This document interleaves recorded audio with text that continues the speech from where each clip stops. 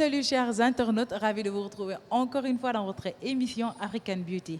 Comme ni ñu koy defee nag saa su nekk tey jii nag ñu ngi fii ci Yoff c'est si ki nga xamante ni moom moo di Yaye Xoyane Cissé mi nga xamante ne moom ci wàllu ongle lay yëngoo ba tax na nag sans plus tarder dañuy dugg ci biir mu wan ñu lim ñu nar a présenté tey jii.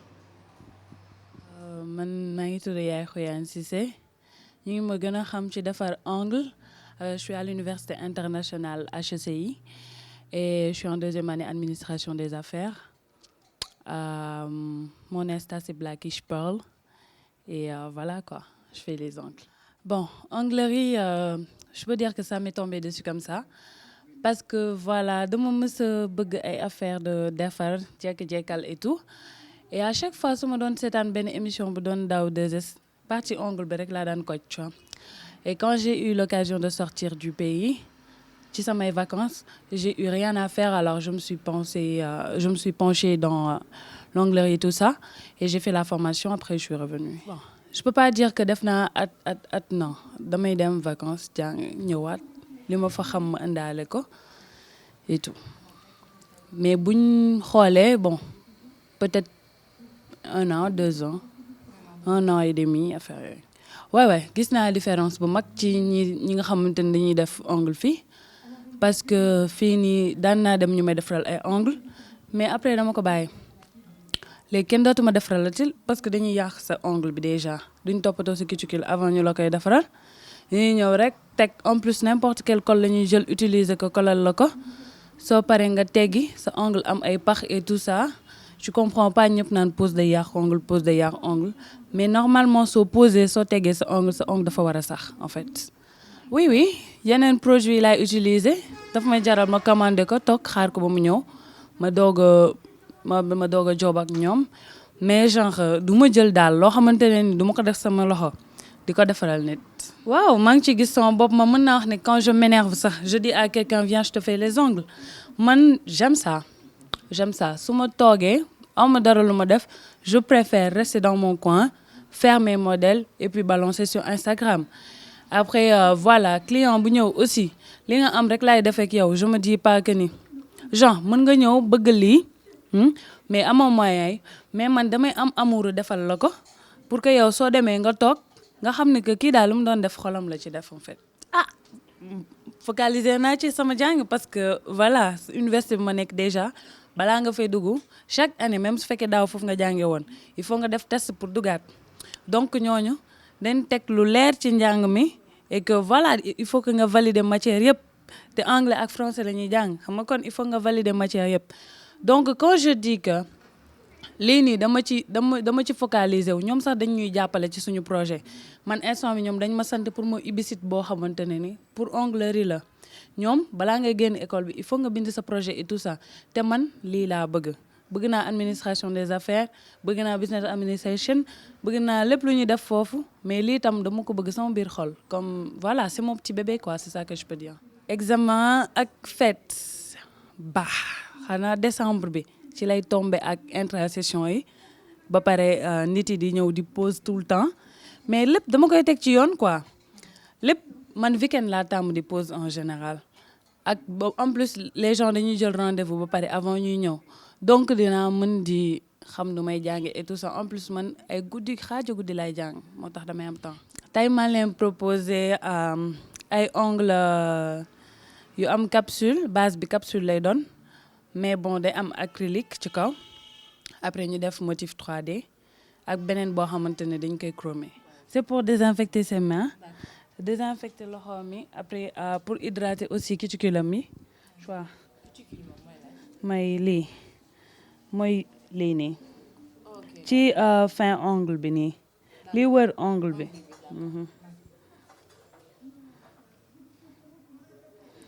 ok après damay jël dissolvant bi comme que moom dafa defoon émail sànq dindi na ko mais dafa am yu des daal ci cuticule bi nii avant ngay def avant ngay teg ongle bi da nga koy hydrater soo ko hydrater ba pare nga def dissolvant après nga doog a xoos ongle bi. bon pour ongle bi pour ñu xoos ko nii boo ko xoosee pour texture bi ñagas pour que col bi daal mën a yàgg ci ongle bi. instant bi limé nañ ko ba pare dañuy jël nail miracle bi nail bi pour moom la ñuy teg ci ongle bi avant ñuy teg col bi doog a teg capsule bi. bon lii itam day hydrater ongle bi. yii ci sachet yi waaw voilà moom laa ko bëgg a posal moom. waaw moom soo jëlee yii nii nga teg ko comme que moom cuticulum dafa xóot xam nga soo ko tegalee yii nii dina classe et tout ça. maintenant que seet nañ ongle yi tolloo ak ay kiwam ak ay cuticulum léegi et que nail miracle bi wow na léegi dañuy coller ongle bi benn nail glue la boo xamante ne ni dama ko doon jënd je sais même pas na la tuddati MX Bond la tudd waaw lii dama ko doon jënd tout le temps pour di ko coller ongle yi parce que aussi day yàgg te du gas sa ongle bi tàngul comme col crazy bi. col crazy boo gisee ñu ngi ci dessiner ay bant ak ay wañ donc waruñu ko coller ongle loolu moom agression la waruñu ko coller ongle parce que yaram lu ciy dem dañ ko war a xool du dëgg. et ongle bi MX Bond la tudd bon am na ci cosmétique yu mag yi voilà. léegi pour kii bi dama ko bëgg a defal coffin nails genre day carré mais day jël forme bu kii quoi day xaw a pointu day nekk pointu carré quoi. voilà I'm gonna start it. en fait coupe yi kii yi lim bi ça dépend ci nit ki am ñoo xamante ne en général boo bëggee coupe bu vulgaire da ngay def pointu soo bëggee coupe bu classe da ngay def carré soo bëggee lu sexy da ngay def coffin xam nga soo bëggee loo xamante ne ni lu soft tamit da ngay jël coffin bi voilà soo bëggee rond mooy naturel bi. suñ tegee capsule bi ba pare et tout dañuy teg base bi. waaw waaw voilà base bi day tax muy briller su fekkee même da ngay def lële daf koy dëllal tamit mooy baby boomer yi dafa xew. boo ci gaañoo moom bu ongle bi dëgëree non di nga teggi wee bi de. léegi rubrique trucs et astuces dañ may wax instant bi nii par exemple ku gaañu ci sa wee d'habitude dañuy gis ne dañuy am ñoo xamante dañ koy ñëw mudi direct ndax métit mais du tax métit bi sedd day continuer yow ban remède nga leen di jox. déjà boo gaañee ci ongle te obligé nga dindi ko parce que day deretal ci biir mais boo ñëwee nar ko buddi déjà da ngay gën a gaañ sa bopp parce que ongle bi boo ci gaañoo te tegeekul ça veut dire que dëgër na léegi pour nga dindi ko sans problème. da ngay jël glow off bi day jaay ci cosmétique yu mag yi cher fa soo jëndee glow off bi nga jël coton nga imbibé ko ci comme ça pardon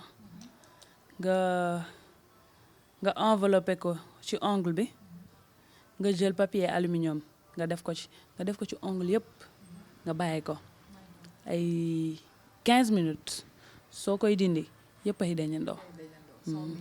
sans métit ni rien da ngay mel ni kuy teggi feuille ou truc. bon comme que vernis UV laa ko defaral mënul wow ci naturellement comme ça léegi foog ñu dugal ko ci lampe UV bi pour mu wowal ko léegi damay teg première couche gel bi maa ngi koy defaral couleur bi. après ma teg ci cat eye bi comme ça mu génne brillance dorée bi. couleur ñëpp lay jàpp xam nga mais ça dépend niñ koy interpréter. rouge am na ci ñoo xamante ne ni day vulgaire am na ci ñoo xamante ne ni day classe loolu la. jaune jàpp na nit ku ñuul que kenn bañ a wax couleur bi du ma jàpp parce que dama ñuul parce que couleur la macha allah couleur dafa rafet ñëpp lay jàpp. voilà ça dépend rek ci contexte bi nga bëggee sa ongle mel ko. waaw soo ko génnee waaw na soo xoolee bu baax waaw na léegi damay teg sama couche cat eye comme ça donc bii beneen vernis la. beneen vernis la voilà mais bi beneen effet lay am en fait. D'accord. Attends. Voilà mais vernis bi soo ko defee pour nga génne effet bi. léegi lii nga utiliser nii lan la. lii benn aimant la boo xamante ne nii mooy génne effet eye bi. cat eye ça veut dire œil de chat soo xoolee œil de chat en général day am benn perle bu brillant foofu lañu inspiré woo pour defar vernis bi. D'accord, ok. boo gisee ma def 4 ongles yi bàyyi benn bi parce que bii nii dama ciy def motif 3D. D'accord. UV gel la moom laay utiliser pour def sama motif 3D yi après ma chromé ko léegi lii nga ma yor. chromé ko doore lii pinceau la D'accord. pour kii bi pour motif yi. D'accord. comme que def nañ motif 3D bi ba pare léegi pour que mu am touche dorée comme bi pour mu ànd ak ñoom damay jël chrome doré bi mi ngi nii nail poudre bi chrome la ma jël sama pinceau je l'applique directement le but est que mu bañ a dugg ci biir dessin bi mais mu tegu ci kaw dessin bi Oh, d'accord. pour que couleur bi ci suuf feeñ ko D'accord. que dessin bi kese jël couleur doré bi après dañuy jël pinceau bii nii ñu balayer ko carrément parce que pour que doré bi génn ci kaw kii bi bañ a laal ci suuf soo chromé ba pare léegi da ngay teg kii bi gel finition bi mi ngi nii D'accord. base coat bi moo nekkoon noonu top coat bi la yeah.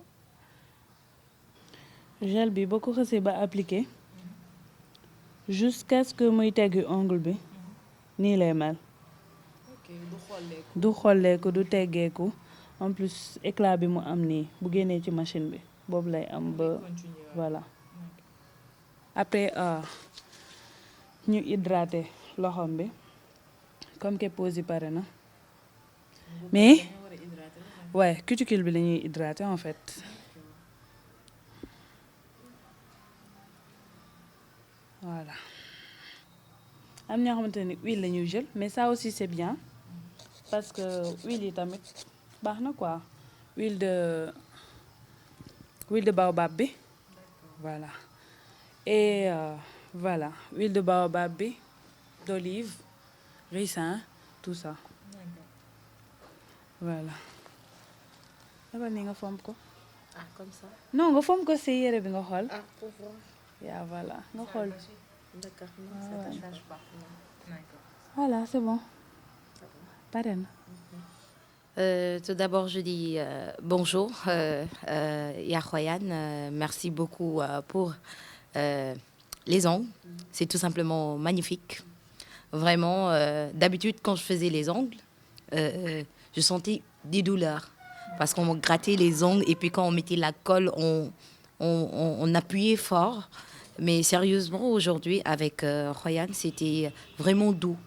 Je n'ai pas senti plutôt de la fraîcheur que de la chaleur. C'était vraiment doux, ça s'est bien passé et j'ai bien aimé les ongles. Ce sont des ongles que je peux amener partout, que ce soit à un mariage, que ce soit au bureau, que ce soit là où tu peux aller. C'est simple, c'est pas trop extravagant, c'est simple et puis c'est pas assez long. Vraiment, c'est commun, c'est très joli. J'ai adoré. J'avais même arrêté de faire les ongles depuis un moment. Mais apparemment, je pense que je vais reprendre parce que Royan, là, elle m'a vraiment séduit. Elle m'a séduit carrément. C'est tout simplement magnifique ce qu'elle a fait. Et je vous dis, hein, les gars, il faut venir faire les ongles chez Royan parce qu'elle les fait très, très bien. En plus, elle a tellement de matos. Ces matos-là, moi, c'est la première fois que je les vois. Genre les cols, les bases. La machine, j'en ai vu, mais les cols, les bases et tout pour enlever les ongles. Il y a cette liquide-là qui permet d'enlever les ongles. C'est tout simplement magnifique. Et là, les matos, elle s'y connaît. Dernier mot, je vais dire le Stevie. Allez, Stevie, merci beaucoup de m'avoir choisi pour participer à cette émission qui parle de beauté. Vraiment, merci à toi aussi, Cathy. Merci, je te remercie. C'est toi qui m'a forcé, qui m'a amené. Donc, je te dis merci, c'est gentil. Je n'ai pas regretté le fait de répondre à cette invitation. Vraiment, merci. Le TV, check out. Donc, on attend un grand Royan Onglerie un peu dans Dakar ou bien pourquoi pas à l'extérieur, vu qu'elle voyage beaucoup. Donc, on te souhaite vraiment beaucoup de courage et bon vent. maa ngi sant ñëpp maa ngi leen di remercier tout d'abord parce que aussi seetaan émission ba mu jeex yombul ñi koy tourner aussi war nañ leen delloo njukkal parce que aussi yombul et maa ngi remercier aussi ñi ma jàppale ak sama cliente yi nga xamante ne ni pause bu ñu teggi immédiatement dañ may woowaat pour ñëw pause ak ñi nga xamante ni ñu ngi may follow Instagram di ma follow ci sama statut yëpp ak sama Snapchat maa ngi remercier aussi sama yaay ak sama papa ñi nga xamante ni xataluñ ma benn yoon sama rakk ci nga xamante ni elle me perturbe tout le temps c'est ma fan number one sama cousine Zeyna sama yeneen cousine éloignée et tout ça mais vraiment maa ngi gën di remercier tam sama yaay ak sama papa ak sama rakk bu jigéen ndax damay tëdd ba guddi sama rakk bi daf naa ma jàppal ci li nga am da nga am jom et tout ça xale la mais su may wax ci moom sax sama xol day tooy billaahi ndax daf ma pardon